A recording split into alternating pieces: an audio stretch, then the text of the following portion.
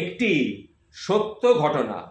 এক মহিলার গর্ভে সন্তান রেখে তার স্বামী মারা যায় এবং কিছুদিন পর ওই মহিলার একটি পুত্র সন্তান হয়। মহিলাটি অনেক কষ্ট করে তার ছেলেকে লালন পালন করার পর ছেলেটি প্রাপ্তবয়স্ক হলো, ছেলেটি বিয়ে করলো। বিয়ের কিছুদিন পর ছেলেটি তার মায়ের সাথে খারাপ আচরণ করতে শুরু করলো এবং মাকে বাড়ি থেকে বের করে দিল। তখন মহিলা কোনো দিশা না পেয়ে ওই এলাকার মোড়লের কাছে গিয়ে বিচার চাইল। তখন মোড়ল বিচার বসালো এবং ওই ছেলেটিকেও ডেকে পাঠালো। ছেলেটি এলো, তখন ছেলেটিকে বলল, মাকে তোর দেখাশোনা করা লাগবে না, তবে একটা শর্ত আছে। ছেলেটি বলল, কি শর্ত?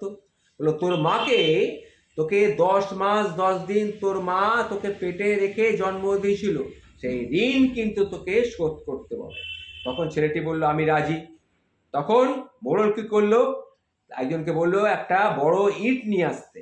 সেই ইটটা নিয়ে এলো, সেই ছেলেটির কোমরে সেই ইটটা বেঁধে দেওয়া হলো। বলল, এই ইটটা তুই 10 মাস 10 দিন না, শুধু 3 মাস এই ইটটা কিন্তু তোর পেটে এইভাবেই বাঁধা থাকবে। যদি এটা খুলে ফেলিস তাহলে কিন্তু তোকে শাস্তি দেওয়া হবে। তোর মা তোকে 10 মাস 10 দিন এইরকম একটা ভারী জিনিস, অর্থাৎ তোকে পেটের মধ্যে রেখে কত কষ্ট পেয়েছে সেটা তুই বোঝ।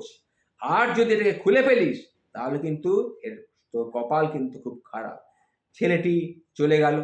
প্রথমে 2-1 দিন সে খুব একটা অসুবিধা হয়নি, তারপর থেকে দেখা গেল সে আর ভার বইতে পারছে না। মনে হচ্ছে যেন এটা ইট নয়, এটা 10 মণ একটা ভারী পাথর।